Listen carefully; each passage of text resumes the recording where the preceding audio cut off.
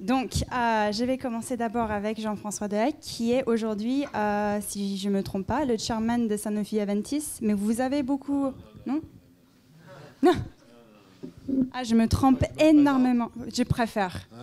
Non, j'ai effectivement fait pendant 40 ans Sanofi. Commencé à 7, on a fini à 150. Et on est maintenant à 150 000, pardon.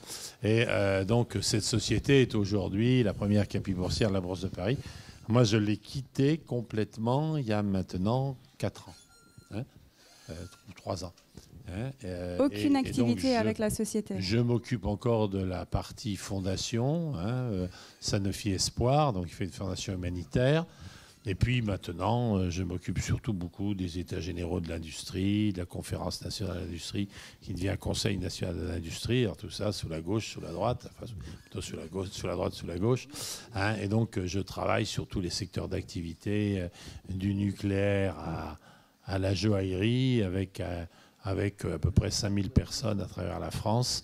Et on émet des rapports, des trucs, enfin bon. Et puis alors, ce qui est quand même plus intéressant, c'est pour les questions que vous pourriez poser, je joue un rôle un petit peu de business angel. Je l'ai été, j'ai commencé avec un laboratoire de 10 millions de francs de chiffre d'affaires pour finir à 35 milliards d'euros en 39 ans. Mais maintenant, j'aide un certain nombre d'entreprises, alors personnellement, des start-up, des gars qui rament depuis 10 ans alors qu'ils ont des idées intelligentes. Je leur apprends comment on transforme 10 ans de perte en une année de résultats et des éléments de croissance. Donc s'il y a des gens qui sont intéressés par ces aspects-là, je pourrais répondre. Bon, à côté de ça, j'ai fait beaucoup d'enseignements, je fais beaucoup, peu importe. Mais voilà, vous vouliez peut-être dire autre chose. D'habitude, je suis plus nerveux, mais là, je suis un peu cassé, c'est tout. Vous pouvez nous expliquer ce qui s'est passé? Non. Bon, j'espère que ça valait le coup. De toute manière, on a une petite start-up qui rame depuis 10 ans à côté de vous. Donc, je vais laisser... Ils rament pas, en fait. Ça marche très, très bien. Et pas depuis 10 ans non plus. Et ils font ça dans plusieurs pays. Donc, je vais laisser Renaud se présenter rapidement. L'activité d'Eventbrite. Et peut-être tu peux présenter aussi ton rôle. Oui.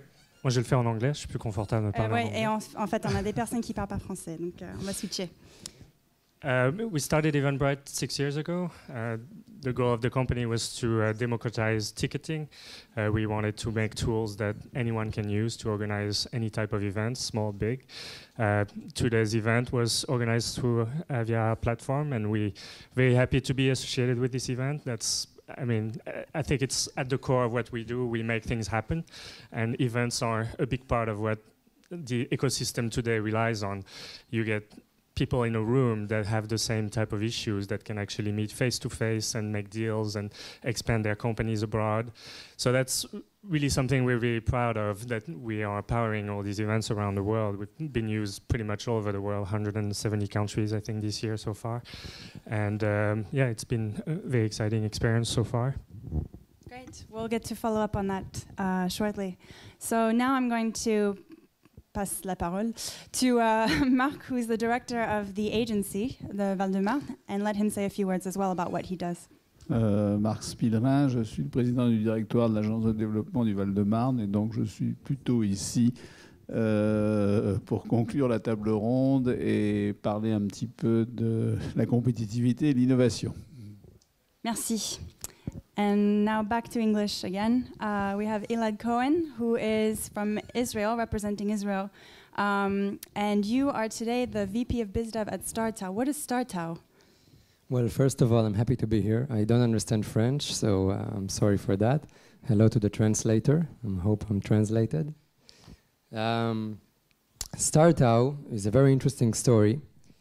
It's a non-profit organization. And it sounds weird when you talk about entrepreneurship, but it started in Israel, in Tel Aviv University, 3 years ago as an initiative of students who are now graduates. So it's me and other 2 people from Tel Aviv University. Right now, it is the largest and most active entrepreneurship center in Israel. We have an acceleration program for entrepreneurs. We have an entrepreneurship school offering seminars and classes. We have a lot of events and networking activities and pitch nights where we connect investors and entrepreneurs. And we have business forums that we support, and also international activity, collaborating with a lot of incubators outside of Israel in other countries to bring entrepreneurs and investors to Israel and to do an exchange to send entrepreneurs and investors from Israel. We're also doing a lot of global research about entrepreneurship, and we built a whole ecosystem working with private sector, public sector, and connecting it all to the academy. The students that come and the entrepreneurs are not only from Tel Aviv University, but we are open to students from everywhere, to entrepreneurs from all over Israel, and of course outside of Israel. Great, thank you. So I think probably the first question I'd like to start with, since we have a bunch of people from different countries, different backgrounds, different experiences, we're here to actually talk about essentially the best practices, what makes a local or what makes a country innovative, what actually works, what are the best practices. And I'm going to try to avoid talking politics and about le rapport gallois to the best of my ability. So I'm going to actually start with Renaud.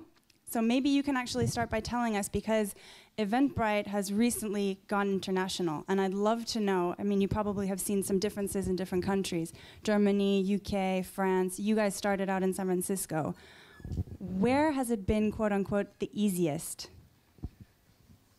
Well, I think it's always easier in your country because you know your country, you know how things work, you know who the players are.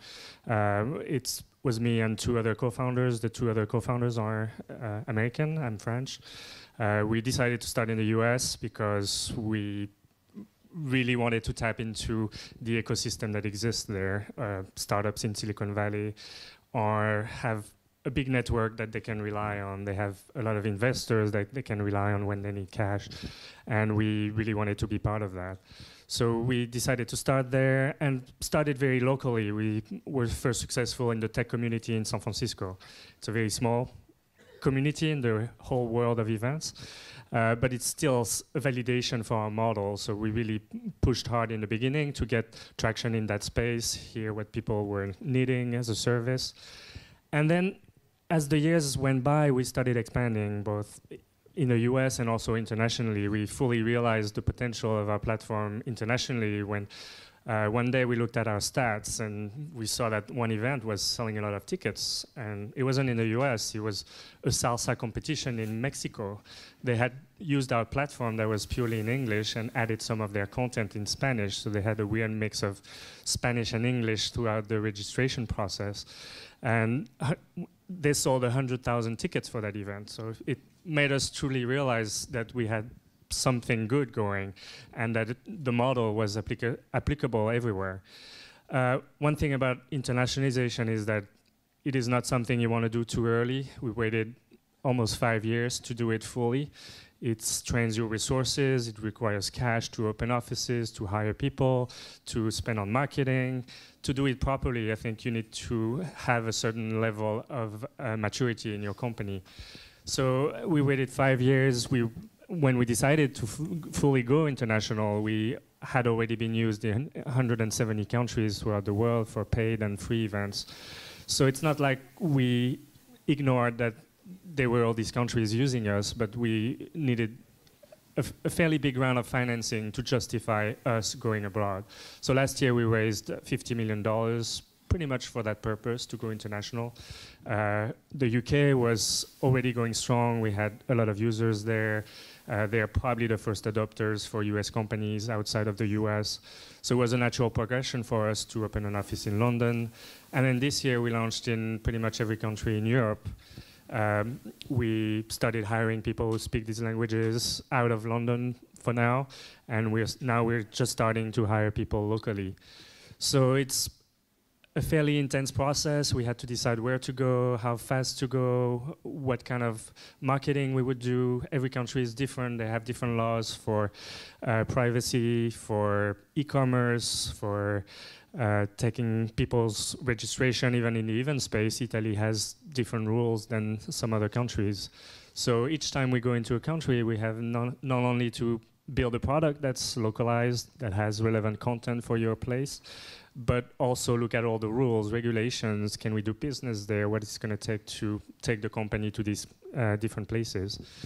So it's a fairly complex process, But once you have a recipe that you can apply to a particular market and adapt to different other markets, I think it's really valuable to have a local presence and really expand into these places. Great, thank you. So actually now I'm going to jump to a follow-up question for the development agency, because you must see lots of international companies every year. No. I'll take the floor later on. Ok, no answering questions. Bon, d'accord. Donc, je change la question. Peut-être on peut parler en fait des startups, parce que vous avez une activité de business angel aujourd'hui. Oui, bon, mais c'est pas le plus important. Quand vous voulez parler, parce que moi je savais pas de quoi on voulait parler. Alors j'arrive ici, je suis prêt à répondre à toutes les questions. Bon, business angel. Non, si vous voulez parler du développement international, je sais pas, posez-moi des questions. Bah justement, moi je voulais vous poser une question sur les startups dans lesquelles vous avez investi. Oui. Est-ce que la plupart sont basées en France? De toute façon, moi je travaille que pour mon pays. Non, attendez. Alors là, j'ai des godasses tricolores. Je suis vendu à personne. Je quitterai jamais ce pays. Je vais pas aller en Belgique. Je vais pas aller au Luxembourg. Et je vais pas cracher dans la soupe en disant que mon pays est un pays de rien. Je suis un vieux conte gaulliste pour qui tout est toujours possible à condition d'avoir un peu de courage. Et évidemment, quand on a des gens qui n'ont pas beaucoup de courage, le pays se casse la figure. Puis le jour où il y a des gens qui ont un peu de courage, ils se redressent. C'est dommage. Les entreprises fils de la résistance, moi. Bon. Ouais. Alors, bon. Ce ne sont pas des entreprises internationales, alors? Non, je faisais 4% de mon chiffre d'affaires en France et 96% international dans 145 pays. Et le chiffre d'affaires faisait 35 milliards d'euros. Donc, ce n'est pas très international, mais c'est la plus internationale des sociétés françaises quand même. Hein. D'accord. Bon, donc, ce n'est pas ça le sujet. Si vous me parlez de start-up, on n'a pas besoin de moi pour aller lancer des start-up aux États-Unis. Les Américains peuvent financer les start-up, les Brésiliens le font, les Japonais le font. Hein. Donc, moi, j'ai attrapé... en prenant ma retraite après 49 ans de cotisation sociale, ce qui est pas mal quand même, hein. J'ai pas de problème, on peut augmenter le nombre de cotisations, j'arriverai toujours à toucher ma retraite, mais je me suis dit, il faut que je fasse quelque chose. Donc, j'allais pas faire des grands discours. Je ne suis pas assez prétentieux pour aller faire des conférences dans les écoles, pour aller donner des cours. Hein, j'ai dirigé beaucoup d'universités, l'École des arts et métiers, le CNAM, enfin bon, des tas de choses. Mais de là, un vieux machin de mon âge pour aller donner des cours en pensant qu'il a à transmettre des choses que personne d'autre comprendra, c'est pas mon truc. Donc, pour trouver quelque chose de plus que l'aspect politique, parce que je passe quand même beaucoup de mon temps dans dans l'innovation, dans l'efficacité, dans le choc qu'on aurait espéré et qui devient un petit truc de productivité, etc. Mais pour le reste, oui, je me suis plongé là-dessus. J'ai attrapé quelques mecs qui me paraissaient avoir des bonnes idées, dont certains ramaient depuis un certain temps. Et j'ai essayé d'attraper. Alors, il faut donner un peu de fric, mais pas trop, parce que si vous donnez trop de fric, les gens ils sont plus bons. Hein, donc, quand ils sont bons, et les aider à se concentrer sur leur core business, c'est-à-dire avoir une idée. On ne peut pas tout faire partout en même temps. Donc une idée à la fois. À l'étranger, on y va quand on est prêt. Ce que je trouve qui est tout à fait vrai, c'est qu'il n'y a pas un pays qui se ressemble, hein, et que donc l'approche de l'étranger, il n'y a pas besoin de donner des cours dans les grandes écoles, ça ne sert à rien du tout. Hein, il faut aller dans le pays, voir ce qui s'y passe, hein, et puis essayer de comprendre la culture du pays, comment vivent les gens, etc. Donc le premier truc que j'ai trouvé avec tous ces gars qui avaient démarré, c'est qu'ils avaient tous des bonnes idées, qui étaient en général incapables de gérer les choses, c'est-à-dire de compter les sous. Hein. Bon, c'est pas la peine de suivre des cours de comptabilité pour tenir sa comptabilité de cuisinière quand on démarre en start-up. Bon, mais les gars, il faut qu'ils apprennent quand même à compter les sous. Donc ça, c'est une chose. Deuxièmement, se fixer un objectif et pas 36 à la fois. Quand on a été au bout d'un, on passe sur le suivant, etc., etc. Mais je ne peux pas parler des start-up, ça ne veut rien dire du tout. Hein, ça, c'est des trucs pour les profs de Sciences Po ou d'HEC. Hein, mais faire un cours sur les startups, il n'y a pas deux startups qui se ressemblent. Hein, c'est comme si, là, entre vous et moi, qu'est-ce qu'il y a de commun et comment on peut nous décrire? On ne peut pas nous décrire. Et c'est pareil pour les startups. Donc, c'est du travail pratique. Voilà. Donc, je ferai des questions plus précises. D'accord. Maintenant, je suis parti avec des startups. 10 millions de francs de chiffre d'affaires, c'est-à-dire 1 million d'euros. Très bien. Donc, moi, je vais demander... dans la boîte dans laquelle vous avez investi, la jeune entreprise qui est peut-être une start-up ou peut-être pas, quelle est la difficulté ou qu'est-ce qui est le plus difficile pour cette start-up ou cette entreprise aujourd'hui au niveau de développement? Ça dépend, si vous voulez. Hein. Il y en a une, il y en a une, on est embarqué, ils étaient embarqués depuis 10 ans pour attaquer le nuage d'en haut de l'informatique. Bon, a priori, ça ne me plaisait pas parce que tout le monde se rue dans l'informatique, puis tout le monde fait des high-tech et pendant ce temps-là, les gens sont au chômage et crèvent de faim simplement parce qu'on n'est pas foutu de faire le b.a.-ba. Bon, mais là, je me suis fait piéger parce que les gars avaient une bonne gueule, étaient sympas. Et il y a donc 50 mathématiciens dans un cul de basse-fosse, avenue Mozart, dans le 16e. Ils sont dans le 16e, mais vraiment, ils sont dans les caves. Hein, et c'est des mecs complètement addicts. Et donc, ils ont travaillé depuis 10 ans sur vraiment le haut du nuage, c'est-à-dire web.com, email, hein, et c'est Frogan Étoile, qui va être en cours de lancement, j'espère bien, au début de l'année prochaine. Bon, c'est de simplifier, de protéger, reprendre et de faire quelque chose qui soit totalement polyvalent, etc. etc. Bon. Des mecs, ils sont tous géniaux, ils sont tous dans leur bulle, c'est des matheux formidables, ils font des tas de trucs. Ils ont fait un truc qui est hyper génial en termes de découverte. Mais après, il faut passer aux travaux pratiques, parce qu'ils sont tellement intelligents que tous les ans, ils pensent qu'ils peuvent améliorer le système. Donc pendant 10 ans, ils ont cherché à améliorer le système. Puis à un moment donné, il faut quand même passer à l'acte. Hein, c'est comme dans tous les domaines. Hein, on peut bavasser, mais à un moment, il faut passer à l'acte. Bon, là, c'est un petit peu pareil.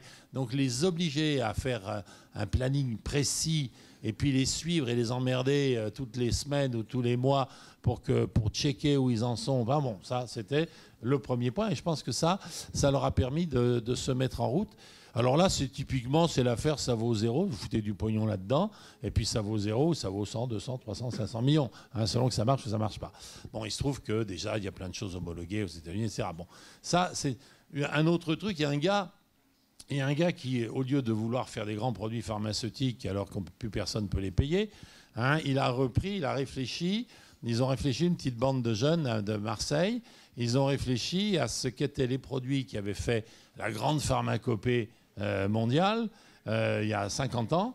Et qu'est-ce qu'on va faire? Alors, il est tombé sur le bleu de méthylène. Alors, le bleu de méthylène, bon, vous êtes trop jeune, mais le bleu de méthylène, c'est un produit fabuleux. Il est à la fois antiseptique, antibactérien. C'est avec ça que Schweitzer soignait la malaria. C'est avec ça que ma grand-mère me passait des badigeons dans la gorge. Et c'est un produit qui a été retiré du marché parce qu'il y avait beaucoup d'impuretés, 20% d'impuretés, etc. Donc des métaux lourds qui se fixaient dans le cerveau. Les mecs, ils se sont attelés tout bêtement à purifier un produit qui était génial, qui avait un marché fantastique, qui était connu dans le monde entier, et simplement se dire, si on l'a retiré du marché parce qu'il y avait ces 20% d'impuretés qui étaient des métaux lourds, comment on peut faire pour retirer ces métaux lourds? Ils ont mis 4-5 ans, c'était 2 copains qui étaient agrégés de chimie, et ils ont mis 4-5 ans à faire le truc, des chromatomes, peu importe le système.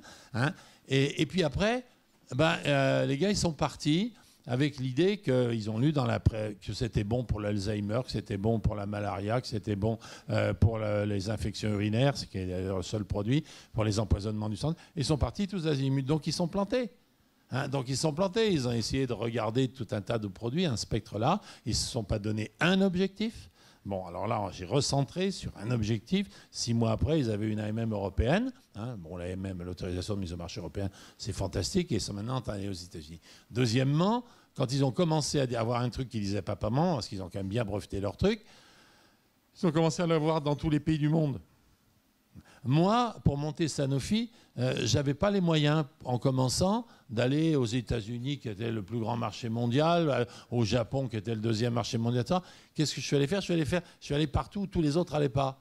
Hein, mes petits produits, mon Pulmol, mon Valda, mon Doliprane, etc. Les premiers produits de base, les premières baraques que j'ai achetées, on est allé le vendre aux Philippines, en Thaïlande, partout où les gens n'allaient pas. En 80, les Américains prennent tous peur, ils foutent le camp de l'Amérique latine parce que les problèmes de devises leur faisaient peur.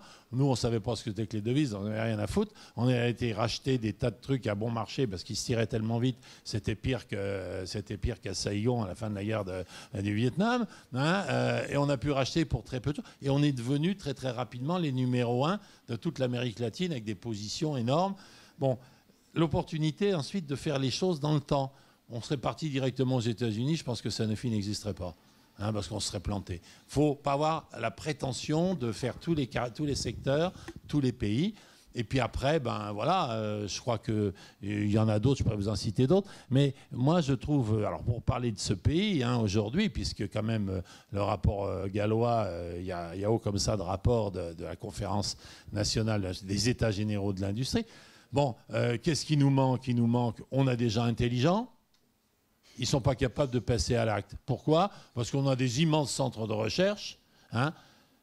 Comme disent les Allemands, on a une chance, on n'a pas le CNRS. Bon. Deuxièmement, on n'a pas de grandes écoles. Hein. Et troisièmement, on n'a pas de grandes banques. Hein. C'est-à-dire que nous, le banquier, c'est un gars du Land, on est dans le Land, qui vient à notre usine, voir régulièrement ce qui se passe. On a le même mec qui nous suit pendant 40 ans. Vous mettez des jeunes très malins sans doute, mais qui à 30 ans sont envoyés dans une succursale de province. Et puis les gars, ils savent que s'ils prennent le moindre risque, quand ils remonteront à Paris, ils n'auront pas de job. Donc, ils passent 2 ans de stage en province, soi-disant pour s'occuper des industries du coin, mais ils prennent aucun risque. La prise de risque, il n'y en a plus. Hein. Bon, voilà. Hein. Et puis la formation, on a une formation qui n'est pas du tout adaptée. On a des mecs vachement savants, mais c'est une formation qui n'est absolument pas... Il n'y a plus un soudeur, il n'y a plus un... On ne sait plus souder, mais quand je dis on ne sait plus souder les cuves des réacteurs nucléaires, hein, parce que là, il y a 1000 passes à faire et qu'il faut quand même être un peu... avoir fait ça de ses mains avant, de croire que la machine va le faire elle-même, mais on ne sait plus souder non plus les bijoux. Il n'y a plus un soudeur sur or, les joailliers en France. Donc, il y a un problème de formation. Puis après, il y a un problème d'orientation du pognon, effectivement, vers l'industrie, alors que le pognon était orienté sur la spéculation pendant des années. Donc voilà, il y a des raisons précises pour lesquelles ce pays est en train de se casser la gueule. Tout le monde sait en termes industriels, hein, j'entends, tout le monde sait ce qu'il faut faire. Ça a été écrit 10 fois, 20 fois. Bon, on le réécrit maintenant. Si personne ne bouge, il n'y a pas des mecs courageux et des mecs qui veulent prendre des risques, on n'y arrivera pas. Mais il n'y a jamais de situation. Tous les pays sont créatifs. Tous les pays savent faire de l'innovation. Hein, les Chinois sont en train, bon, mais on dit les Chinois, mais les Indonésiens, pareil. Donc voilà, alors après, ben oui, il faut prendre des problèmes précis. On n'a pas dit le contraire là, par rapport à la France. Mais là, je vais passer en fait à l'exemple d'Israël, qui aujourd'hui, je pense que the image of Israel is probably that of a startup nation where everything essentially is perfect. I would like to know from you, first-hand experience in the country, what do you feel are the strongest points that Israel has to offer for an entrepreneur? Okay, so thank you for that question. To answer that, basically I have here a very interesting research. I just received it a few days ago. I don't know if you heard of it, but Telefonica Digital and Startup Genome did a research in 2012 to rank entrepreneurial ecosystems. And here is the rank. Here are the results. So Silicon Valley was first, then Tel Aviv, LA, Seattle, New York, Boston, London, Paris number 11. So don't worry, you're in the list. And they went inside and they checked what is the startup output, what is the funding, talent, mindset, support, differentiation, trend setting, and performance. Now, they also did a certain comparison between the ecosystems. And I want to ask you, the audience, to see what you think, because there are a few points that you might think differently than the research. So, the average age of entrepreneurs in Paris, what do you think it is? Maybe there is a delay because translation. I'll wait. The average age. What sector? It's all around. High tech mainly. 30? 35? Yeah? Anyone else want to raise their hand? Say a number. I need one more number, then I can continue. 25. So the average age is... 250, vous pouvez pas me dire que c'est pas vrai. Wait, I need the earphones. C'est des machins, ça. C'est comme les sondages, ça. Aussi précis. What is it? He's saying it's not very precise. It's Okay. So the average age, thank you for that. The average age, according to the research, it's not my research, is 33. In Tel Aviv, 36. The gender, in Tel Aviv, 9% are women, 91 men. In Paris, how much do you think? Les mecs, 90%. Now someone translate. Parce qu'elles font des enfants, les femmes. Oh.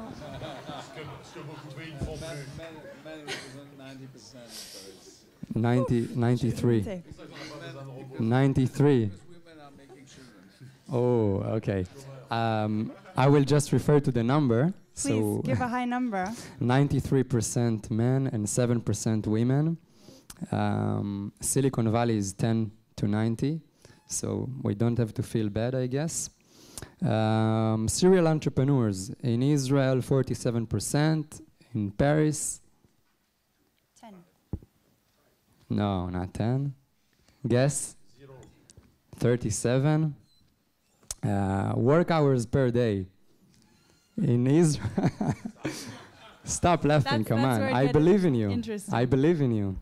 So in Israel, it's 9.42. And how much in France? Average. Just 2 people to guess, Now please. do this. If you guys think it's more than 5, raise your hand. More than 5? Average work hours? More than 6? More than 7? More than 9? No one is raising their hand. There's Oh, some one. people that think you guys work as many One hours as righteous you. man. So it's 9.88. You're working harder. You're working harder. Another interesting fact is percentage of founders who lived in Silicon Valley. In Israel, 13%. In Paris, 25%. So very interesting. Customer, B2B versus B2C. So in Israel, 1.6 to 1, B2B compared to B2C, and in Paris, 3 to 1. So you like to sell to other businesses, that's good. What can I tell you? Another interesting factor is how many mentors mentor each startup. It's something that a lot of people don't consider, but in Silicon Valley, 4 mentors in average to each startup. In Tel Aviv, 2. In Paris, I don't know, but I think it's less. Yeah, well, I didn't write everything, you know. So what does this information actually tell us, though? What is this actually reflecting about the reality of innovation?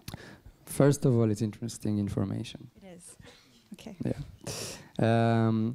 So wait, I'll tell you a little bit more. Okay, Paris is strong with differentiation and performance, and Tel Aviv is strong with funding and startup output. Now, I'm done with the research. Now I'll answer the question. You glanced over funding. Funding, yeah. Do you have numbers for funding? Do you want to talk about numbers? No, I don't have numbers. But I'll tell you, the ecosystem in Israel is very alive, it's very vibrant. There are a lot of startups, sometimes too much because it's hard to do the screening process. Funding from angel investors is relatively accessible in Israel, and I think it's something that is starting to develop in Europe and also in Paris. That's basically it. The strong suits are, of course, the startup output in Israel and the funding, but of course, the entrepreneurs in Israel, they lack a few things. First of all, it's a very small market, so they need global connections from day one. And sometimes the Israeli entrepreneurs don't make enough good plans to strategize and how to market their startup, to build a marketing plan. So that's something that we're trying to bridge this gap. We're trying to educate them, also by teaching them and by connecting them. Great. So now maybe you can actually follow up on a comment that we heard earlier. Somebody who Which only one? Somebody who only invests in France, and you guys in Israel need to be international from day one. What does that even mean? Well, for someone, can you sharp? Okay, you mean someone who only invests in France, in French? We have based someone on our startups? panel that only invests in France. Okay, so first of all, investments are mainly a local business. You have to know the deal flow. You have to work with the deal flow, and you need to know what you're doing. So I definitely agree with that concept.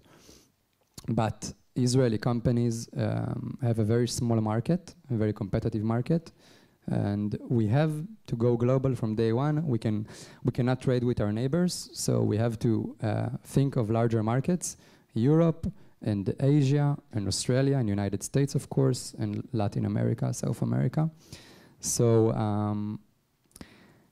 the VCs in Israel and the angel investors in Israel are very connected in other countries. The money for their funds comes from other countries, and it's obvious that if you're going to raise money, you need to go global from day one. That's what it means. Okay. And now I'm going to ask a similar question to Renaud, because you guys actually took time to internationalize because the US market is so big. Do you agree with the statement as well that you need to be international from day one? In Israel, yes, 'cause you need a fairly sizable market to prove your model. In the US, it's the opposite. You have this giant market, which is very competitive as well. But if you can prove yourself and your company there, then you are at a much better. You have a much better advantage to take over the rest of the world.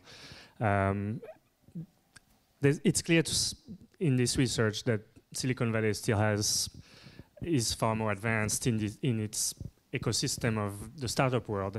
Everywhere you hear about startups being created, and there's a big movement for people young and older to create their own companies. That's becoming a dream in a lot of places. I'm involved in several accelerators and incubators in London, Berlin.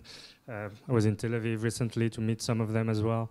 So I see the passion that people have for pushing technology further and creating companies and building things from scratch. And it's really amazing to see the energy behind that. But it comes with also the realization that Silicon Valley is still 40 years in the making, or 40 or 50 years in the making, whereas some places like Berlin only are like 5 years old. So you can expect all these different places to be at the same level that Silicon Valley is right now. Having said that, I think everybody has an example of an ecosystem that works, and it works because you have mentors, because you have VCs at all the different levels that can finance the progress of a company. For us, I mean, we're the typical example. Our first investment was my co-founder who put $250,000 in the company. And then we started raising more and more as we went, because all this money was available and different companies took part in the different financing events because they specialize in one area. I think what's missing in Europe, sometimes it's a particular range of funding that doesn't allow promising companies to grow beyond the stage that they're at. Especially in the rounds. Can you give more information on what specific funding is missing? It seems like there are a lot of angels, people who put 50 to 100K, a lot of bigger funds that put 5 to 20 million, but in between 500,000 and 5 million, there's not as many. And that's really the critical time when companies are moving from being 10 or 20 people to 100. That's really when you need that sort of money. And that's something that government should realize and help and favor companies that want to get into that particular niche of financing. That's not the only problem. I think the mentor networks are being built, but they still don't have the background that some of the mentors have in the Valley, for example, of taking companies global. There's very few technology companies that are Europeans. It's the sad truth, but there's no Facebook, there's no good Googles. Examples. There are still Skypes and Spotifys and things like that. There's a few, but they moved to the US at some point to take them to the next level. So, on the other hand, it has never been easier to set up shop in the US as well. So what I encourage people, European entrepreneurs, is not to move all their activities to the US, but why don't you open an office and see what's possible there? Try to tackle the US market if you have the capabilities, or raise the small round just to focus on the US. It's definitely reachable. I think all the VCs are becoming more international as well. They're opening up, like Sequoia has an office in Israel, for example, and 500 Startups seems to be everywhere these days. So there's definitely interest from the Valley to invest in European companies, and you should definitely take advantage of that. Great. So I'm going to ask one more question before I turn it over to the audience. If you guys have any questions, you can ask them at the end. My last question, I think you started touching on it a little bit, so I'll just go into it. What are some of the best government initiatives that we're seeing around the world? I mean, obviously, you guys have worked in a number of different countries. You've had experience in different countries, as have you, in Philippines and a number of different countries in Latin America. Over the years, what have been some of the best government initiatives that we have seen happen? And maybe I'll let you start because you began, and then we'll go from everybody else. Well, encouraging innovation, I think, is something that's critical for the ecosystem to start building itself. So anything that can help on that, R&D credits, offering space to small companies. And where are you seeing this being done well today? R&D credit, that's being done well here. Yeah. Okay. I would say that's the only thing that's getting done well here. It's happening in a lot of places. Dublin, for example, London, Berlin, Israel, I'm sure. But that's only a piece. For companies like us, for example, we want to expand abroad, but we're not going to move our R&D to Europe, so it has very little impact. You have to see that US companies coming to Europe are not just trying to take over the market, they also bring knowledge and processes that other startups can learn from. You're going to have to do the same thing expanding outside of your home country, so it's knowledge and experience that can help local companies as well. So encouraging US companies to come establish their operations in your country, whatever that is something that governments should think about seriously. I've been in that position. We had to pick a place for our first European office. We picked London because of a variety of reasons, and none of them had to do with what the government offered. Okay. And do we have another example? Je veux bien me parler français. Il y a pas de problème. Hein? C'est pour qu'il puisse suivre la discussion. Il va remettre... Je sais si j'ai parlé anglais dans ma vie, mais je parlais anglais dans les pays anglo-saxons. Et je parle français dans mon pays. Sinon, il y a longtemps que les clés de la maison ont été vendues aux anglo-saxons. Bon, je voudrais vous poser une question. Les gens de la salle, là, parce qu'on raconte des trucs, c'est des banalités, là, tous, autant qu'on est, hein, et je crois que je ne vois pas rien à quoi ça peut servir aux gens de la salle. Les gens de la salle, qu'est-ce qu'ils attendent? Le Val-de-Marne, là, qu'est-ce qu'il veut faire? Il veut aider ces PME ou ces start-up du Val-de-Marne à aller à l'étranger, à faire de la recherche. Quelle est la question posée? Parce que là, on fait un cours, on va aller à Sciences Po, par des élèves de Sciences Po, ils écouteront. Enfin, peut-être plus maintenant, mais ceux d'HEC. La question c'est, est-ce que vous avez vu des initiatives de la part du gouvernement Non, mais je pose la question, les questions qu'attendent les gens qui sont dans cette salle-là. Une table ronde, c'est pas pour qu'on discute entre nous, là. On ne sait pas encore parce qu'ils vont poser des questions après. On va attendre qu'ils posent des questions. D'accord. Bon, vous pouvez poser la même question après. So now I'll ask you the same question. Same question, okay. Yeah. What have been some of the best government initiatives that have encouraged innovation? I'll answer in English, if it's okay. Yeah, we should maybe ask him. Okay. So there is a very good program in Chile called Pro Chile, giving grants to entrepreneurs. There is a very good program in Germany called Exist, helping entrepreneurs with grants. There are new programs also in other countries that are developed right now. In Israel, there is a lot of work in the R&D. The Trade and Labor Office in Israel operates a network, two networks. One is of entrepreneurship centers that are consulting businesses, small and medium enterprises, SMEs, and they have around 20 all over Israel. And the second one is the Chief Scientist Office. This is an amazing project done by the government. They operate tech incubators, 26 tech incubators in Israel. They support them with financing of 7 to 1, 85% to 15%. So it's amazing. They also have a grants program, a loan program, and entrepreneurs are really enjoying that and using that, and we try to make it more accessible to them.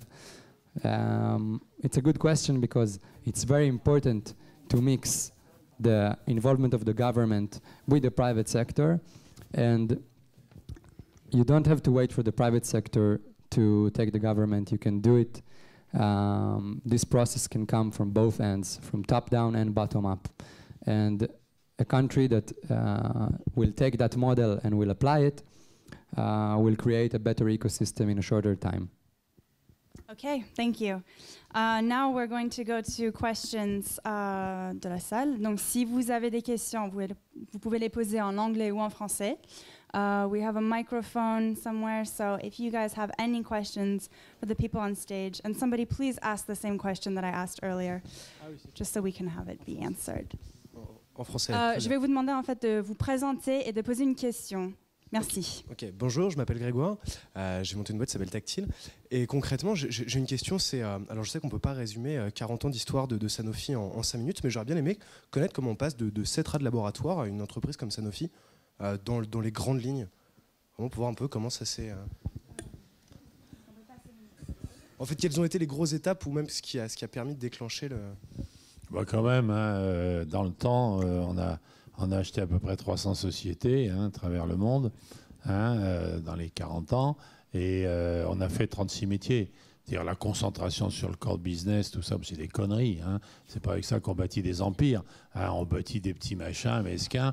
Et c'est vrai que j'étais toujours un petit peu surpris. Quand j'ai commencé à entrer en pharmacie, on m'a expliqué que de toute façon, on rentrait trop tard dans un monde trop vieux. La France venait de balancer Roussel-Uclaf à la Höchst. Et j'ai mis 40 ans à la racheter. Mais elle avait aussi Rhône Poulain qui est en train de se casser la figure, qui était gérée. Parce que je crois qu'il y a un truc qui est majeur, c'est quand même les bons hommes là-dedans. Vous avez des mecs qui sont capables d'entreprendre, et à ce moment-là, ils trouveront des tas de voies et des tas de moyens. C'est le jour où il n'y a plus de gens qui ont envie d'entreprendre et dont l'objectif est de rentrer dans des grandes boîtes ou de rentrer dans l'administration que vous êtes foutus. Alors chez Sanofi, oui, on a commencé, on était 7, on a eu quand même de l'argent au départ. On a actualisé sur 40 ans, nos actionnaires ont mis 1 milliard d'euros. Et la maison valait 105 milliards quand je suis parti d'euros. Donc, ils ont fait des opérations fabuleuses. Ceux qui ont revendu les premiers, ils ont multiplié par 40-50 leur mise au jeu en 10 ans ou en 15 ans. Mais la réussite de la maison, c'est le corps social, c'est une bande de mecs qui avaient envie de se battre, c'est une bande de copains qui ont essayé de faire des tas de trucs. Le jour où on fermait une usine et qu'on ne savait pas comment je prends une usine, je ne sais plus si c'est les pastilles Valda, Pulmol, il y avait 100 mecs à la rue. Qu'est-ce qu'on a fait? On ne trouvait pas à les recaser. On a fait une usine de pizza. Et puis 4 ans après, on la revendait aux mousquetaires. Et puis on m'a emmerdé toute ma vie, les banquiers, tout le monde m'a emmerdé à dire mais vous dispersez, vous faites, concentrez-vous. Bon, on s'en fout de ça. On fait ce qu'on a envie de faire. Il faut avoir des mecs qui en aient envie, des mecs qui ont envie de courir plus vite que les autres, des mecs qui se défoncent. Et là, les horaires, alors là, moins de 15 heures par jour, quand vous démarrez une affaire, c'est pas possible. Donc on n'est pas en train de compter, de savoir si c'est 6, 7 ou 8. Après, il faut trouver du pognon. Et nous, on avait la chance d'avoir la partie start-up est venue de la maison qui, à l'époque, voulait se trouver des voies de diversification. Donc là, on n'a pas eu ce problème. Mais ce que je constate actuellement, le gars qui a une idée. Bon, d'abord, il y a en France quelque chose qui n'existe nulle part ailleurs, qui est le crédit d'impôt recherche. Et s'il reste encore des inventeurs actuellement en France, et si des étrangers viennent chercher en France, et créer encore des centres de recherche en France, c'est parce qu'il y a ce crédit d'impôt recherche qui est un truc assez fabuleux en matière d'aide de l'État.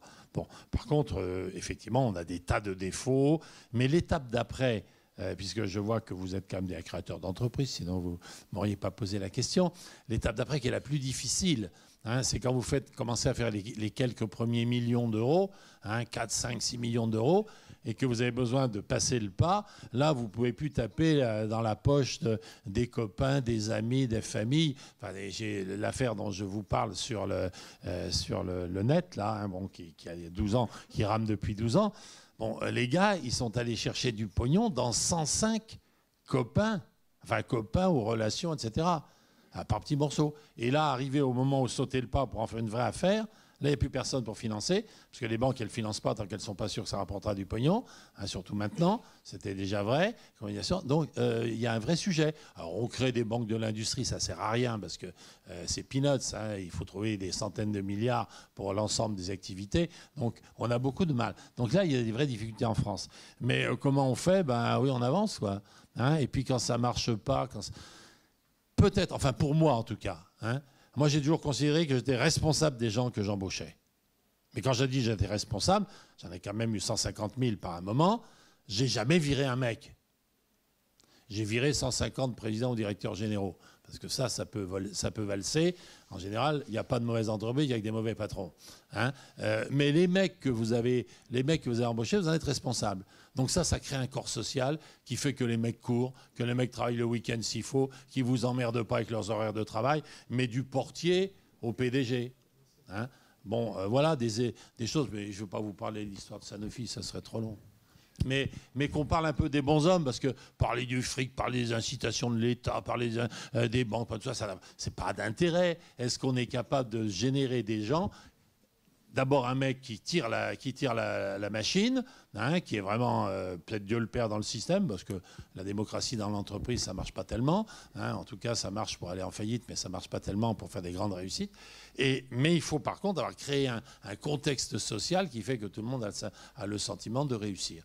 Et ça, c'est toute l'histoire. Après, le reste, il faut trouver des moyens, il faut faire des métiers. J'ai fait des crevettes, à travers le monde, on a été les rois des œillets, des machins, pour faire une boîte qui est une boîte de pharmacie. Je pourrais vous dire tous les métiers qu'on a pu faire. D'accord. Bon, on va passer à une deuxième question. Si vous pouvez vous présenter et poser la question. Robert de Chabot, Société Valiant Invest. Donc moi, je suis un entrepreneur modeste par rapport à M. Dehec. Mais je voudrais répondre à la question qu'a posée monsieur tout à l'heure sur... et peut-être que M. Dehec va nous aider. Pour les créateurs aujourd'hui, il y a tous les systèmes français et autres, mais la principale activité, en tout cas souhait d'un entrepreneur, il doit faire du chiffre d'affaires, il doit faire du résultat et avoir du cash. Donc comment s'organiser pour monter son équipe? Parce que quand on voit les créateurs, on parle beaucoup d'innovation et autres, mais comment réunir des compétences pour que justement l'entreprise, pour qu'elle puisse vivre, il faut qu'elle commence à faire du chiffre d'affaires et du résultat. Donc je repose la parole, parce que je pense que la question, mais je pense que M. Dehec peut peut-être donner quelques conseils là-dessus. Non, mais moi je peux laisser parler. Si vous voulez, il faut avoir une idée. Il faut avoir une idée, ça c'est vrai. Mais après, pour construire un empire, il faut avoir ce qu'il faut là où il faut, pour être très correct. Donc c'est pas simplement une question d'idée. Les mecs qui ont des idées, qui font des choses brillantes, qui prennent des brevets, c'est pas avec ça qu'ils vont faire une entreprise. Alors après, vous dites qu'il faut faire du chiffre d'affaires vite. Il faut faire du chiffre d'affaires vite. Ça, faire du chiffre d'affaires vite, ça dépend des secteurs auxquels on s'adresse. Quand vous êtes dans le chiffon, moi j'ai eu Saint-Laurent, Balmain, Nina Ricci, tout ça. Quand vous êtes dans le chiffon, autre mec un peu génial, qui vous fait une collection, vous montez votre truc, là vous faites du chiffre d'affaires la première année. Quand vous êtes en train de vouloir concurrencer le web.com ou mail.com, là ou email.com, là, vous savez que vous partez pour 10 ans avant de réussir à sortir. Donc là, c'est à tout autre. Et les augmentations de capital de cette petite société qui n'a jamais gagné un rond, qui a toujours perdu de l'argent et qui n'a pas fait de chiffre d'affaires pendant 12 ans, les augmentations de capital, on les fait quand même à 100 millions de valeur d'entreprise. Donc, mais parce que c'est la folie de tout ce qui se passe dans le web, Internet, plus personne sait faire de l'acier, mais on est encore capable de rêver de trucs comme ça. Donc faut avoir des idées. Vous dites trouver les mecs. Ça, faut en trouver. Il faut quand même avoir 2-3 copains parce qu'y aller tout seul, on est assez paumé. Il y a trop de difficultés à rencontrer. Et puis après, dès qu'on peut les payer un peu, il faut les intéresser au système, il faut faire en sorte que votre réussite soit la leur aussi, etc. Et puis, il y a un passage à vide, mettons-le, en tout cas, puisqu'on parle de la France, tout le monde sait que les startups, on sait les financer, Oseo est capable de financer des trucs comme ça, mais dès que ça commence avant l'industrialisation, il n'y a plus personne. Il n'y a plus personne. Et il y a une phase de 4-5 ans où les mecs crèvent tous, enfin 1 sur 2. Et ils avaient des bonnes idées, ils auraient pu faire une belle entreprise, mais il n'y a personne pour financer. D'où le boulot qu'essaient de faire un petit peu les business angels. Parce que quand vous mettez du pognon et que vous êtes un petit peu connu, d'un seul coup, les banquiers prennent confiance. Alors on met du pognon, on a des lignes de crédit qu'on ouvre et tout, parce qu'il y a Tintin qui est connu et dont on se dit, si jamais ça tourne mal, il mettra les ronds. Il faut qu'il y ait quelqu'un qui prenne les risques dans la vie. Alors ce n'est pas une institution qui prend des risques, c'est des hommes. D'accord, j'espère que ça répond à la question. Est-ce qu'il y a une troisième question dans la salle? Il y en a une ici. Et sinon, entre-temps, je me permets de poser aussi une question pour vous. On dit souvent en fait que les grosses entreprises ont du mal en fait à innover au bout d'un moment. J'aimerais bien savoir en fait comment vous avez fait pour garder l'esprit d'innovation dans la société quand ça a commencé vraiment à grossir. Écoutez, je crois que les grandes baraques, si c'était à refaire, je ne ferai plus une grande baraque comme ça. Alors je suis content d'avoir bâti un empire pour mon pays. On a dit qu'on était trop tard. Bon, je pense qu'on sera bientôt la première entreprise pharmaceutique au monde. Donc c'est pas mal d'avoir remonté ça en 40 ans dans un pays qui avait toujours été un grand de la pharmacie. Mais fondamentalement, l'état d'esprit change forcément. Les mecs commencent à gérer les trucs avec, bon, comme gèrent toutes les grandes boîtes, quoi, hein. Dès qu'on a un petit problème, au lieu de chercher à le résoudre, on vire les mecs, on ferme des usines, on vend les bijoux de la couronne et on détruit l'empire. Hein, parce que être bâtisseur d'empire, c'est pas être entrepreneur, gestionnaire au CAC 40. Hein, c'est un autre métier. Bon, ça serait trop loin à développer. Bon, alors après, inévitablement, la grande entreprise, si elle ne veut pas se découper en morceaux, elle perd énormément en créativité.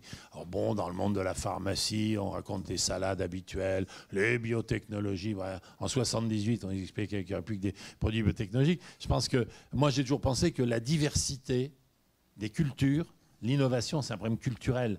La manière dont la tronche des gens sont faits. Hein. Un Hongrois, vous lui parlez d'un truc, il vous sort la molécule tout de suite. Hein, capable de faire un Américain ou un Anglais ou un Français. Hein, simplement parce qu'ils sont bâtis comme ça. Hein. Et donc vous êtes en permanence en train de chercher dans chaque pays quelle est la culture de ce pays, quelles sont les idées qu'il est capable de transporter. C'est pour ça que moi j'avais 14 laboratoires de recherche pour claquer 5 milliards d'euros hein, en fin de période, hein, j'entends. Et je regrette qu'on les ferme maintenant en disant mais non, il faut un gros truc, il faut des grandes bases. Alors on invente dans les écoles, c'est maintenant du multirelationnel. On fait de la recherche multirelationnelle. On faisait de la recherche pour trouver des produits. Hein, et on avait encore en 2010 9 produits qui faisaient plus d'1 milliard de dollars de chiffre d'affaires à travers le monde. Bon, maintenant, on fait de la recherche multirelationnelle. Hein. Puis les choses changent. Je vous dis un exemple. Là, en ce moment, on m'empoisonne à la conférence d'industrie aux États-Unis. On me dit, la France a du retard sur les robots. Ah, et on est de me citer, regardez les Japonais, regardez les Allemands. Mais les Japonais, il n'y a plus un mec pour bosser. Hein, ils n'ont plus personne et en plus, ils ne veulent pas importer de la main-d'œuvre étrangère. Heureusement qu'ils font des robots, sinon il n'y aura plus rien du tout. Les Allemands, d'ici 2-3 ans, ils vont commencer à se casser la gueule à toute vitesse puisqu'ils ne font plus d'enfants. Ils ont peut-être foutu leur femme au boulot, mais elles ne font plus de gamins. Bon, nous, on a une telle population de chômeurs qu'il faudrait être fou furieux quand on n'a pas de rond que d'investir massivement pour faire des robots. Bon, alors nous, on investit dans les high-tech en France, la recherche. Hein, c'est-à-dire qu'on investit très exactement là où les Chinois, les Indiens et les Indonésiens seront hyper compétitifs. Et après, on s'étonne. Et pendant ce temps-là, les Allemands, ils cultivent leur industrie. Ils travaillent dans les métiers qu'ils faisaient déjà entre les deux guerres. Ils sont capables de faire des bagnoles dont l'ordinateur ne tombe pas en panne au bout de 1000 km. Hein, alors que nous, il faut payer 400 000 balles une bagnole. Et puis, je ne sais pas comment une bagnole ça. Je me trompe d'un zéro, là, non? Mais non, une C6, ça coûte combien? Bon, enfin, peu importe. Mais vous avez des pannes. Hein. Bon, eux, ils ont perfectionné en permanence, c'est ça leur recherche. Et ils n'ont rien à foutre du prix. Le prix de la Mercedes, ils s'en foutent complètement. Ils le disent d'ailleurs. Hein. Mais c'est vrai de leur machine-outil, c'est vrai de tout ça. Eux, ils n'ont pas bradé leur aciérie. Parce qu'un pays qui n'a plus d'aciérie, qui ne fabrique plus d'acier, c'est un pays qui n'existe plus. Bon, nous, je vois au nom de... Il faut faire les services qui remplaceront l'industrie, les usines, on n'en a plus besoin, on les transplante en Chine, après on transporte les centres de recherche et après on vend la baraque en Chine. Il y a des vrais sujets. Je pense que la compétitivité d'un pays, c'est quelque chose d'extraordinairement politique. Hein, parce que si vous passez votre temps à former des sociologues et à former des je sais pas trop quoi, des psychologues de machin chouette, vous faites une armée de chômeurs, hein, et puis vous n'avez toujours pas le mec qui est capable de bosser. Et ça, vous voyez, l'exemple du robot, c'est une vraie bataille que j'ai, parce qu'il n'y a pas un politique qui n'est pas séduit par l'idée qu'il faut robotiser l'industrie française. Mais nom de Dieu, quand on fait des robots... Hein, même si on prend la construction, l'entretien, etc., vous supprimez 20 emplois pour en générer 10. Donc vous faites 10 chômeurs de plus. Et comme nous, on paie les chômeurs au lieu de les laisser crever, hein, évidemment, on ne peut pas, ce n'est pas la même stratégie, ce n'est pas la même politique qu'il faut mener dans un pays comme la France, un pays comme l'Allemagne, un pays comme les États-Unis. il y a aussi la manière de vivre que les gens veulent avoir. Okay. Et c'est ça, vouloir découper en rondelles la compétitivité, c'est ça, l'innovation, c'est ça, on passe à côté de la plaque. Alors moi, si je pouvais récupérer, et je l'ai fait beaucoup quand j'ai été m'implanter en Chine, parce qu'on était les leaders en Chine, ben, j'ai récupéré quoi? J'ai récupéré une partie des Chinois qui sont en Californie et une partie des Vietnamiens. Hein, si j'avais les Vietnamiens de Californie et les Chinois de Californie en France, croyez-moi que la France serait beaucoup plus compétitive. Mais ça ne durera pas non plus parce qu'ils retournent dans leur pays. D'accord. On va passer à la dernière question. Donc, je vous demande encore une fois de vous présenter et de poser la question. D'accord. Jean-Charles Rofast. Actuellement, je suis responsable d'une association franco-espagnole, mais j'ai eu notre passé dans la vie. Et ma question, c'est pas une question, enfin, c'est une remarque sur ce débat. Parce que vous avez posé une question qui m'a beaucoup frappé, mais qui est très classique en France. C'est quelles sont les best practices gouvernementales pour aider les entreprises? Et puis en même temps, vous invitez un monsieur qui est israélien. Et tout le monde ici, je pense, a comme idée, en tout cas moi je l'ai, qu'effectivement Israël, c'est un peu un pays magnifique pour l'innovation. Hein. Je me place dans le cadre de l'innovation. On a tous à l'esprit que les Israéliens sont vraiment créatifs et font beaucoup de choses formidables. Or, est-ce qu'on peut imaginer un pays pire? Il est en guerre, il est petit, il est moins riche que le nôtre. Je veux dire, il a plein de défauts. Nous, on est un pays magnifique qui a eu sa gloire, qui a fait un plan calcul, un résultat du plan calcul. J'aimerais bien que les Israéliens avoir le résultat qu'ont fait les Israéliens sans plan calcul. Je veux dire, je crois que ce que je veux dire, c'est qu'il faut arrêter de poser cette question. Qu'est-ce que peut faire l'État pour l'innovation et pour les jeunes créateurs d'entreprises? Parce que, évidemment, je vais dire une bêtise, je suis tout à fait d'accord, mais je crois que, grosso modo, la réponse, c'est rien. Hein, c'est qu'on les laisse tranquilles, qu'on les laisse faire ce qu'ils ont à faire, qu'on les laisse être darwiniens, c'est-à-dire se développer, que la vie se développe au hasard dans tous les sens, et qu'on leur arrête de leur dire, voilà, vous allez commencer par passer par une grande école, et puis après la grande école, vous allez aller dans une grande entreprise, et puis après la grande entreprise, avec un peu de chance, vous allez faire un spin-off, et vous allez faire une... Je veux dire, ça marche un peu. Il y a des cas, on peut mettre devant le nez des 4 ou 5 cas qui ont fonctionné, mais grosso modo, le monsieur qui s'appelle Renault, là, si ça marchait, il ne serait pas allé aux États-Unis. C'est un système qu'il faut renverser et qu'il faut... Alors évidemment, le crédit impôt recherche, je reconnais, c'est magnifique. Je veux dire, je ne veux pas non plus dire que j'ai raison, que j'ai 3 minutes pour m'exprimer, mais il y a une espèce de... On est pris, même dans ce niveau-là, même dans au niveau de l'innovation et des créateurs d'entreprises, on est, comme toujours, un pays d'assister. On attend qu'est-ce que peut faire l'État pour nous. D'accord. Je vous remercie pour le commentaire. Est-ce qu'il y a une question que vous souhaitez poser à quelqu'un sur scène? Il n'y a pas de question? Non. Vous dites le plan calcul, mais on a fait quand même vous attaquez le gaulliste pompidolien hein, dans ma jeunesse, mais on a quand même fait les centrales atomiques. Il y a pas mal qui courent derrière. Hein. On a quand même lancé l'Airbus. Et le plan calcul, qui est la belle connerie. Hein, on avait même fait le Normandie, pas le Normandie, mais le France. Non, ce que je crois, c'est que l'État peut orienter des choses, peut apporter des stratégies, ne serait-ce que pour insuffler un petit peu dans l'éducation nationale le goût, le fait que l'industrie c'est important, etc. Hein. Mais il ne faut pas demander à l'État, effectivement, de gérer les entreprises. D'ailleurs, quand il l'a fait, ça a été souvent catastrophique. Par contre, je pense que comme c'est extrêmement politique, le contexte dans lequel vivent les entreprises, il faut leur créer un contexte politique. Hein. Bon, les problèmes de fiscalité, les problèmes, on peut en raconter. Hein, on a raconté les problèmes, les règlements sociaux, etc. Bon, ce étant un vouloir. Moi, j'avais 16 000 Allemands. Hein. Bon, c'était facile à gérer des Allemands, hein, parce que je discutais pendant 6 mois avec des apparatchiks syndicaux qui étaient l'équivalent de la direction des directeurs de Bercy. On s'engueulait, on se battait comme des chiffonniers. Et puis après, vous aviez 16 000 Allemands qui se foutaient en rang par deux et qui ne vous emmerdaient pas pendant 2 ans. Bon, j'ai trouvé ça formidable. Hein, bon. Mais si on imagine qu'on va faire avec des Italiens, des Espagnols ou des Français la même chose, ben, il faut quand même pas être très réaliste. Donc, c'est des problèmes politiques lourds. Hein. Je vais demander, Renaud, si tu as quelque chose à rajouter. Je pense qu'il est important pour Israël, c'est l'agilité de la société. Ils changent très vite, ils adoptent des nouvelles politiques, des nouvelles optiques. ils ont l'avantage d'être petits et d'avoir peut-être pas beaucoup de population, ce qui aide à être agile, mais c'est aussi une mentalité. Ils sont prêts à changer. La France, c'est moins prête à changer. Tout prend beaucoup plus de temps en France. Ce qui est un peu paradoxal dans toutes les aides de l'État, c'est qu'aux États-Unis, il n'y a pas beaucoup d'aides de l'État pour les startups. L'écosystème fonctionne sans vraiment qu'il y ait l'État. Là où l'État aide, c'est au niveau de la stigmatisation d'être un entrepreneur.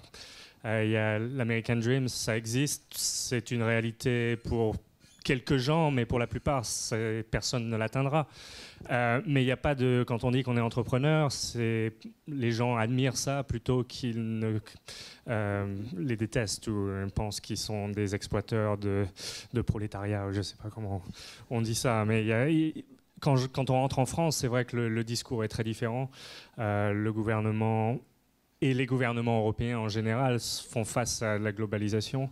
Les gens ont des choix maintenant. Ils peuvent décider d'aller à Londres, à Berlin pour créer leur entreprise, en Israël ou n'importe où, qui est un terrain plus favorable. Et ces choix, les gens les font tous les jours.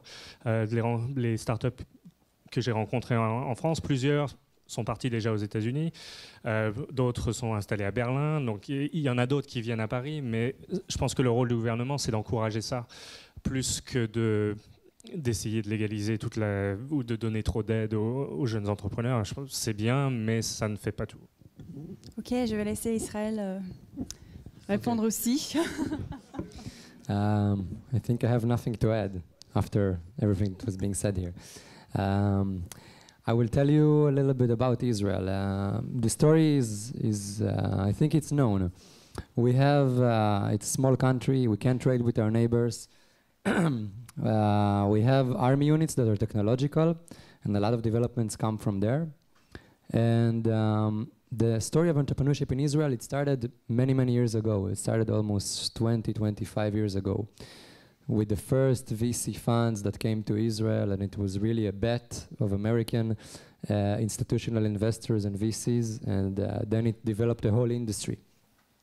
So now entrepreneurship is picking up in the world, really picking up, and a lot of countries are beginning to join this movement that Israel was a part of long ago. And I think France, first of all, is doing fantastic work to move up and advance in that area. And each ecosystem is very, very different. And you know, some countries don't have research, don't have innovation, don't have technology. They have traditional developments, and it's very hard for them. In here, if we're talking specifically, it's a lot more easier to create a meaningful innovation ecosystem because you have the research, you have the university, you're a part of Europe, and you have a lot of things going for you. So I think with the right support from the government and the right support from global companies that operate in France that will develop R&D centers, will encourage their employees to develop basically new technology, and also universities, and also the entrepreneurs that will be influenced by other countries, Tel Aviv, Silicon Valley, and different ecosystems all over the world, and it's starting to happen. That whole picture could lead to a much, much better future. That's what I think. Great. I will ask you all to give a round of applause to our speakers. Thank you. Thank you.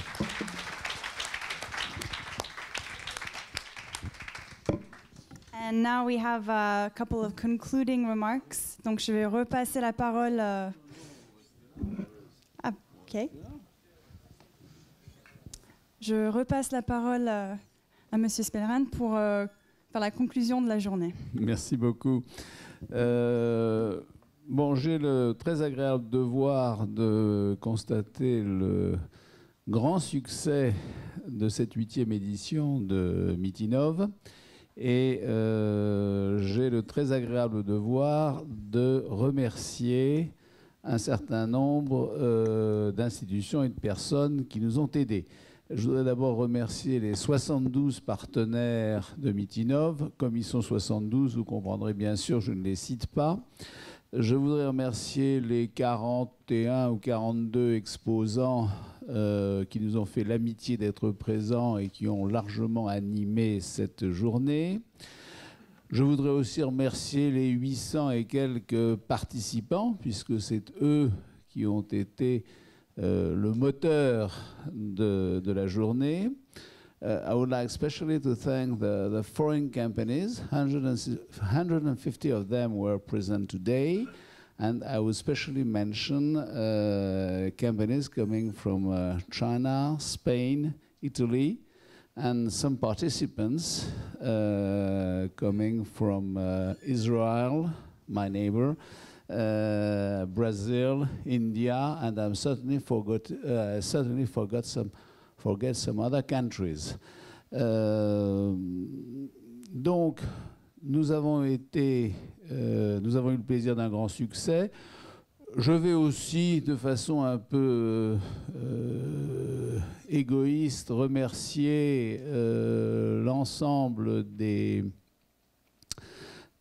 personnes qui travaillent au sein ou avec l'Agence de développement du Val-de-Marne. Je crois qu'ils méritent notre gratitude pour le travail considérable qu'ils ont accompli.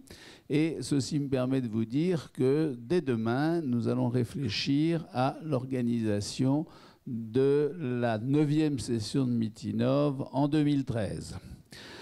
Je voudrais pour terminer souligner que cette journée est au centre d'un débat essentiel qui se résume en 3 mots, mondialisation, innovation, compétitivité. Les 3 sujets ont beaucoup de liens les uns avec les autres. C'est un sujet essentiel pour la France parce que si notre pays avait gardé entre 2000 et 2010 les parts du commerce mondial qu'elle détenait en 2000, nous aurions produit 1000 milliards de PNB supplémentaires sur les 10 dernières années et le problème du chômage se poserait en des termes totalement différents de ce qu'il est aujourd'hui. Donc les finances publiques, donc la dette, etc. Donc je pense que cette perte de part de marché dans le commerce international, dans le commerce mondial, est un sujet majeur pour la France. Les réponses tournent bien évidemment autour de l'innovation et la compétitivité. Le débat a été engagé cet été en France, il a été très mal engagé, puisqu'on a essayé de distinguer la compétitivité par les coûts, certains prétendant que la baisse des coûts résoudrait tous les problèmes, et d'autres disant que la compétitivité par les coûts n'était pas une question et que c'était les éléments hors coûts qui seraient déterminants pour restaurer la compétitivité. C'est un débat absurde. Alors pourquoi c'est un débat absurde ? D'une part parce que personne n'a jamais prétendu que la France ferait concurrence au Sri Lanka, à la Birmanie ou à des pays à très très bas coût de main-d'œuvre. C'est inenvisageable. Donc, la compétitivité n'est pas seulement une question de coût en tout état de cause, mais à l'inverse, quand on parle de stratégie, d'innovation, d'investissement avec des diversités de points de vue, tout ceci n'est possible que si les entreprises font des marges suffisantes. Donc, tant qu'elles n'ont pas de marge, il n'est pas possible de leur faire faire des marges forcées pour essayer d'améliorer leur compétitivité hors coût. Alors je crois qu'aujourd'hui, nous avons vu un certain nombre d'idées, de thèmes très importants autour de l'innovation, qui est, et pour la compétitivité par les coûts, et pour la compétitivité hors coût, un facteur essentiel de progrès des entreprises. Je crois que, enfin, moi j'ai retenu des différents événements et des différents débats auxquels j'ai participé 3 idées. Je crois que d'abord qu'il faut accepter l'ouverture internationale, l'ouverture au monde. Alors, ça ne veut pas dire que toutes les entreprises doivent être présentes dans 170 pays. Mais l'ouverture internationale, l'ouverture au monde, c'est de considérer qu'on n'est pas seul, c'est de considérer qu'il y a de l'information, qu'il y a des stimulations, qu'il y a des idées qui viennent d'ailleurs, qu'il y a des talents humains qui viennent d'ailleurs. Et donc, il faut accepter le fait que nous ne vivons pas dans un hexagone clos, mais nous vivons comme une puissance au sein d'un environnement mondial. Donc, la deuxième idée est que malgré tout, l'innovation, si elle ne se décrète pas, elle se produit mieux avec un certain nombre de méthodes de travail. On a parlé d'écosystèmes, je crois que c'est assez approprié. Et parmi ces méthodes de travail, il y a certainement l'importance des ressources humaines des hommes et des femmes que soulignait M. Dehecq, le travail en équipe, le travail pluridisciplinaire, la suppression d'un certain nombre de barrières, de cloisons entre des filières professionnelles, des appartenances institutionnelles, etc. Et puis l'acceptation du risque. Je crois que ce sont des éléments essentiels d'une culture de l'innovation. Et puis troisièmement, pour la puissance publique, indépendamment des questions économiques que je n'aborderai pas ce soir, je pense que l'allègement de l'environnement réglementaire est absolument déterminant pour l'innovation. Je pense que l'excès de réglementation bride les imaginations, empêche de réfléchir, empêche de regarder à côté autrement, différemment.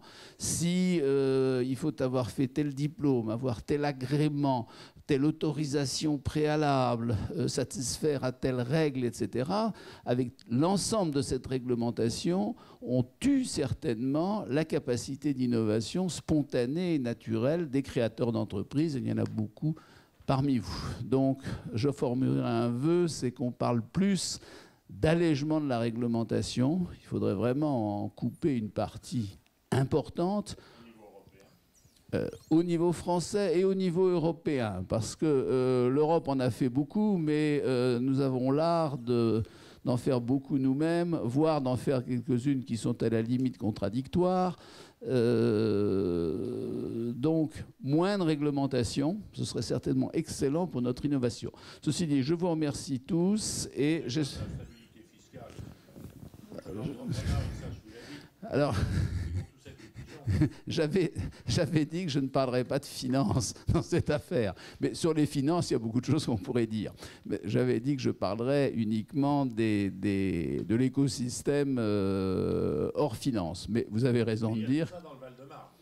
L'écosystème, il faut le dire, quand même, fait un peu de pub pour le Val-de-Marne. Alors, je pense que la pub s'est faite aujourd'hui, puisque le Val-de-Marne organise Mitinov. C'est donc bien le souci de décloisonner, c'est bien le souci d'internationaliser, c'est bien le souci de faire travailler ensemble. Donc je pense que le Val-de-Marne fait de gros efforts pour être un écosystème positif et accueillant pour l'innovation, des capacités de recherche importantes dans le département, des incubateurs, enfin beaucoup des choses dont on a parlé à cette table ronde et dans l'ensemble des débats sont largement présents dans le département. Bon, la stabilité fiscale, c'est pas tout. C'est pas. Oui, alors l'abandon d'attaque. Je voudrais pas rentrer là-dedans parce que bon, il y aurait beaucoup de choses à dire sur. Je vous remercie de le faire. C'est encore plus agréable quand un ami le fait plutôt que de le faire soi-même. Donc, un grand merci à tous. Bonne soirée et à l'année prochaine.